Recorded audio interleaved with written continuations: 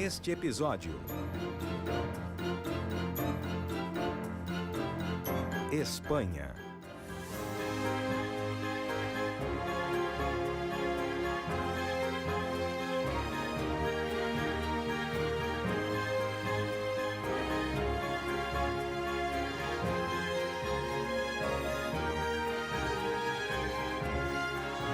Honda até Granada.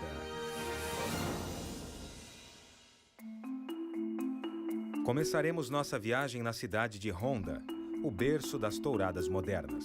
Depois seguiremos para o norte, onde existem bosques com oliveiras, até o Castelo Mouro, no alto do penhasco, em Zahara. Veremos um dos principais centros metropolitanos do mundo antigo, Córdoba. E depois seguiremos em frente sobre mais plantações de oliveiras pelo vilarejo isolado de Espió, a caminho da cidade fortaleza de Montefrío. A Espanha é a maior produtora de azeitonas do mundo e Andaluzia é responsável por 80% da produção total do país. Portanto, não é surpresa encontrarmos ainda mais plantações a caminho do nosso destino final, Granada, onde veremos de perto algumas das maravilhas arquitetônicas do mundo islâmico antigo.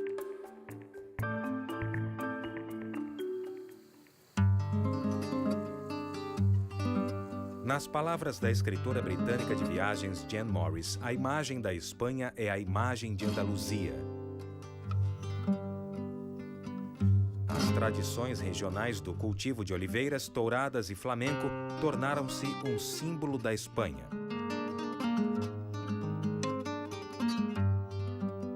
Situada no extremo sul do país, a paisagem e a identidade daqui foram moldadas por mais de 1000 anos de invasões, conflitos religiosos, disputas de impérios pelo poder e a junção de várias culturas antigas e modernas.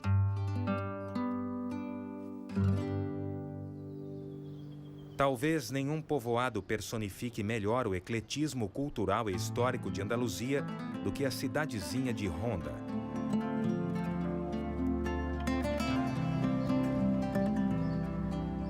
Os arqueólogos acreditam que a área foi povoada já no período neolítico, entre 8 e 10 mil anos atrás. Mas desde então, a cidade foi ocupada por celtas venezianos, o Império Romano, o Império Bizantino e os visigodos. Foi tomada por invasores árabes no ano de 700 d.C. e governada por líderes muçulmanos durante 800 anos, até a cidade cair nas mãos dos católicos.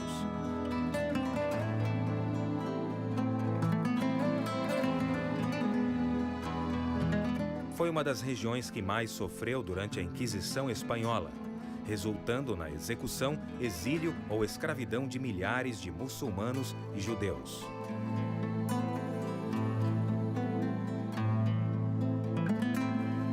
Há 2 séculos, a França napoleônica dizimou a população de Honda durante a Guerra Peninsular. E a cidade tornou-se um campo de batalha sangrento durante a Guerra Civil Espanhola nos anos de 1930. Na verdade, uma das cenas mais terríveis em Por Quem os Sinos Dobram, de Ernest Hemingway, simpatizantes do fascismo foram torturados e atirados dos penhascos que vemos aqui.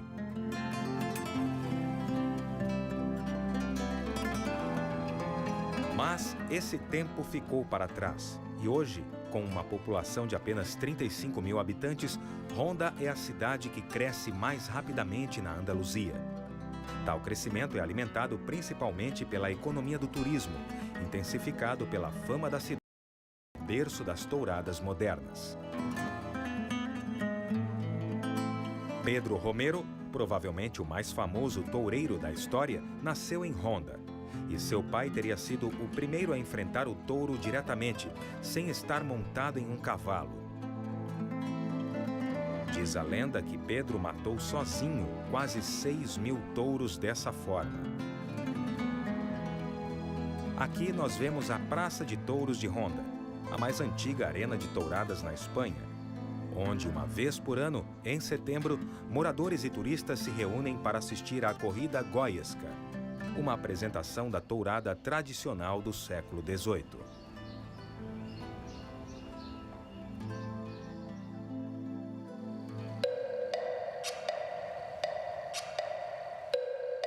30 quilômetros a noroeste, pelo interior montanhoso da Andaluzia, fica a província de Cádiz. Esse reservatório artificial fica ao pé da bela cidade de Zahara.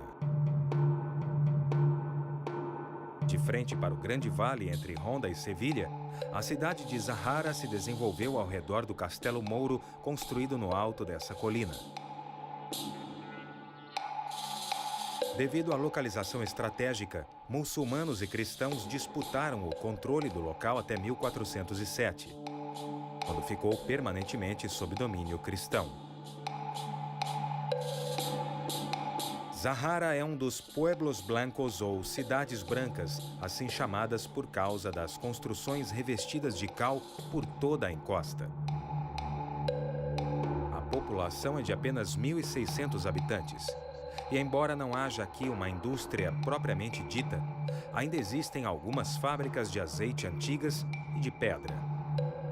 Durante a famosa Festa de Corpus Christi, realizada aqui anualmente, os moradores enfeitam as casas com plantas para que a cidade toda se misture ao ambiente natural. Quando o escritor britânico de viagens Richard Ford viu o espetáculo, apelidou a cidade de Ninho de Águias Mouras e o nome se difundiu. Córdoba fica a 25 quilômetros a leste.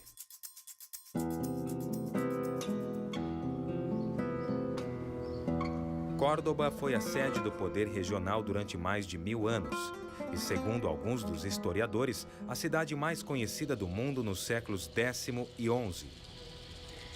Ela se expandiu como colônia romana no século I a.C. e ficou mudando de domínio até ficar definitivamente sob controle árabe-muçulmano no ano de 716 d.C. Nos 300 anos seguintes, a cidade prosperou econômica, política e culturalmente. Com mais de 3.000 mesquitas, palácios enormes, espaços públicos e a maior biblioteca do mundo na época, alguns historiadores calcularam uma população de 1 milhão de habitantes em seu auge. A cidade se comparava a Bizâncio e a Bagdá, no que se referia à ciência, cultura e artes. Rumores de sua grandeza se espalharam por todo o mundo civilizado.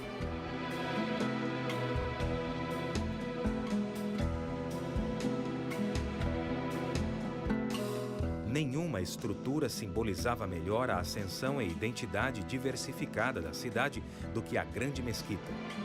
A edificação foi originalmente construída como igreja em 600 d.C. pelos visigodos que haviam se estabelecido no local.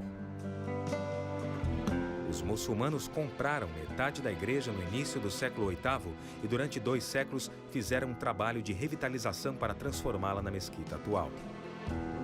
Ela permaneceu sob domínio do califado por 300 anos, até que Fernando III tomou Córdoba como parte da Reconquista Espanhola em meados do século XIII.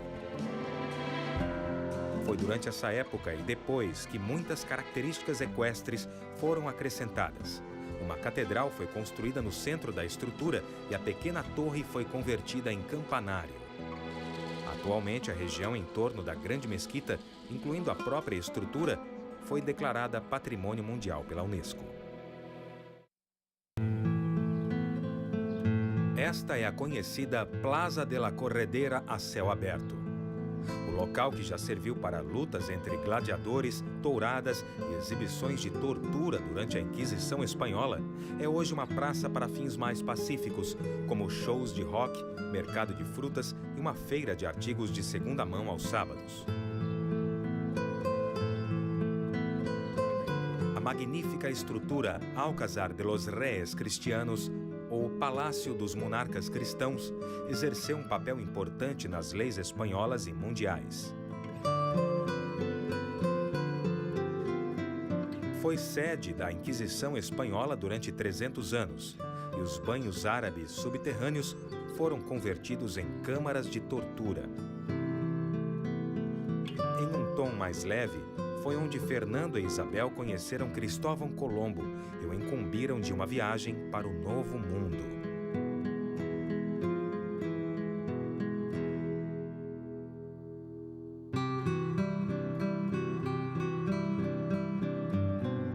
sul das muralhas principais do castelo ficam os Jardins de Alcázar.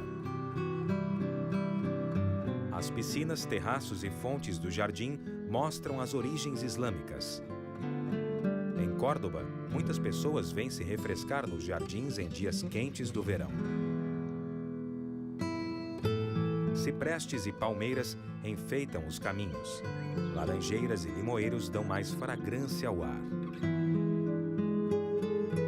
A confecção dos jardins coincidiu com o término de um aqueduto próximo no rio Guadalquivir, que fornecia água para irrigar várias partes do jardim. Esse jardim foi desfrutado por reis cristãos e por muçulmanos antes disso, e foi muito bem conservado e amado por mais de 1000 anos.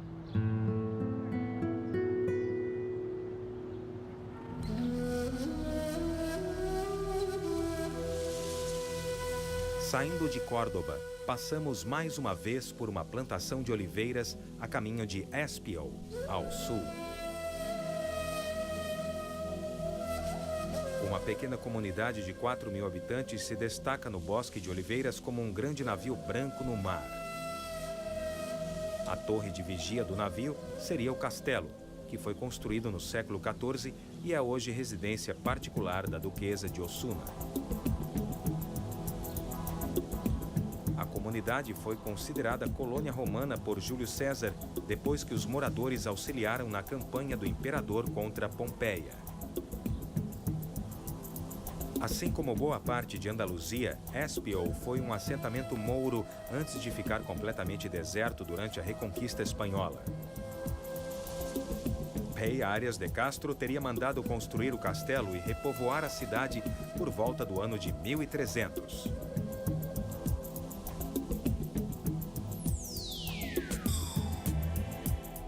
Passamos novamente pelos bosques de oliveiras até chegarmos à cidade de Montefrio, nossa primeira parada na província de Granada. A cidade fica a 800 metros do nível do mar em um penhasco triangular situado entre duas montanhas, sob a proteção do que um dia foi uma fortaleza moura.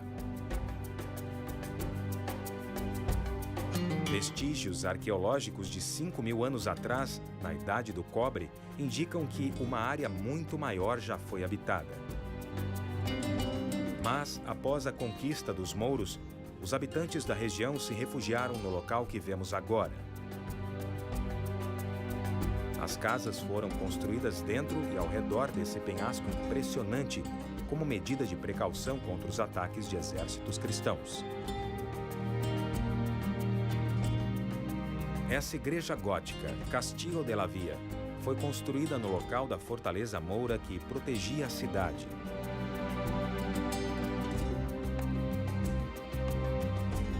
Essa construção em forma de cúpula é a Catedral da Encarnação, construída em 1802, após cerca de 20 anos de trabalho. Projetada como um círculo perfeito e feita de pedra sólida para resistir a terremotos, alguns críticos contemporâneos sugeriram que a estrutura serviria melhor como uma fornalha do que uma igreja.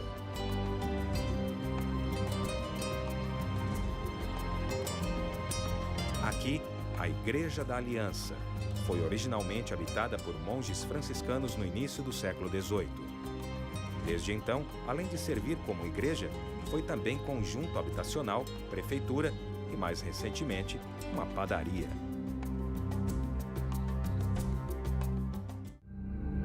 Mais uma vez, grandes plantações de oliveiras se estendem abaixo de nós, até chegarmos ao pé da Sierra Nevada, onde fica a capital dessa província, Granada. Situada na junção de 3 rios, sob a cadeia montanhosa de Sierra Nevada, Granada foi habitada por vários povos durante milhares de anos.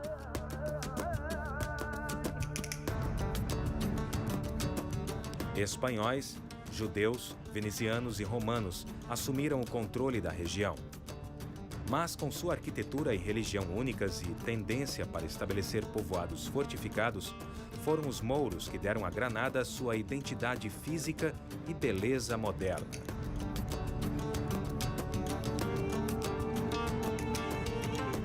cidade é um lugar especial para os muçulmanos, já que foi a última cidade da Espanha islâmica a se render a Fernando em 1492. E com uma nova avalanche de imigrantes da África do Norte chegando à cidade nos últimos anos, a cidade desfruta de um renascimento da cultura islâmica.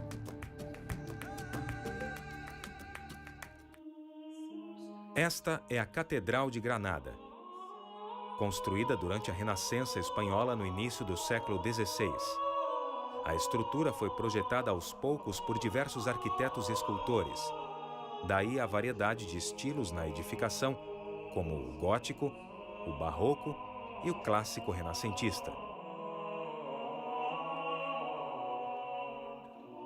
E no pico da cidade fica a joia emblemática de Granada e talvez o monumento mais visitado da Espanha, a Alhambra. Descrita por um poeta mouro do século XIII como pérola rodeada de esmeraldas, em referência às construções de cor clara no meio da floresta, a Alhambra serviu de palácio, cidadela, fortaleza e cidade murada para sultões e oficiais da corte em sua época áurea. Na fachada do complexo fica a Alcazaba, que significa fortaleza.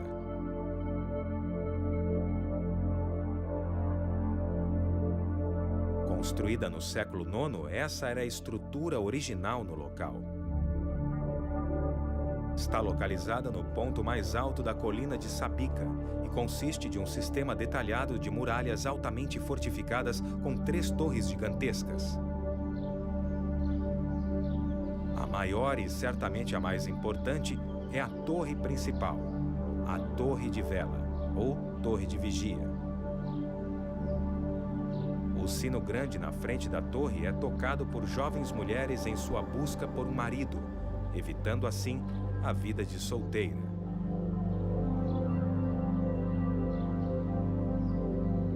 No interior das muralhas do complexo de Alhambra, este é o Palácio de Carlos V. Após a conquista cristã de Granada, membros da realeza espanhola moraram em Alhambra por tempo integral ou parcial. Mas Carlos V, o sacro imperador romano da época, decidiu que precisava de um palácio digno de um monarca poderoso como ele.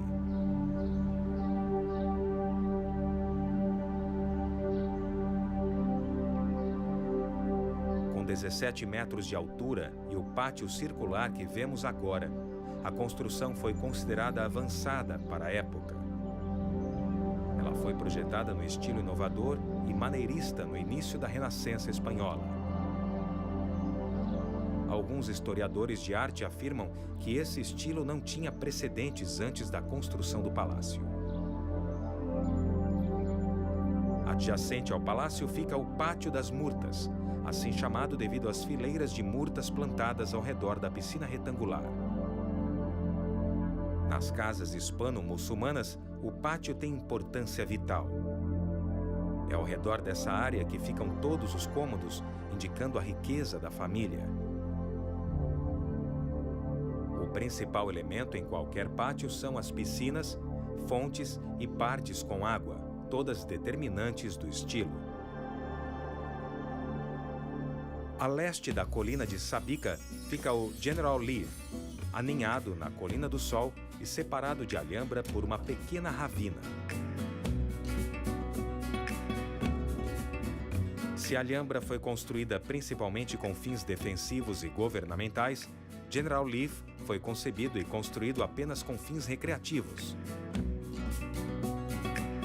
Ao contrário de seu vizinho, as edificações aqui são notadamente simples, dando um ar suave à arquitetura. Projetado como propriedade rural e lugar de descanso para a realeza muçulmana no início dos anos de 1300, a propriedade possui jardins decorativos, canteiros com pomares e hortas, caminhos e locais sombreados. Os caminhos são contornados por ciprestes e nogueiras. Mencionamos que Andaluzia e Granada, em específico, testemunharam conflitos religiosos, guerras, invasões e ocupações ao longo dos séculos. Mesmo assim, os jardins de General Leaf e as magníficas obras arquitetônicas como a Alhambra foram preservados e respeitados tanto por cristãos quanto por muçulmanos e hoje são admirados por pessoas de diferentes religiões e culturas do mundo inteiro.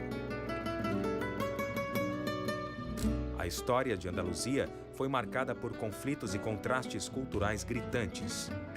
Mas o legado que moldou a paisagem e o próprio povo de Andaluzia é o testemunho da esperança de que talvez existam certos conceitos e realizações capazes de derrubar as barreiras que erguemos entre nós.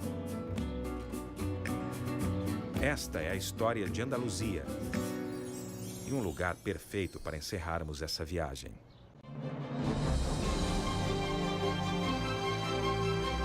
Versão brasileira, DPN Santos.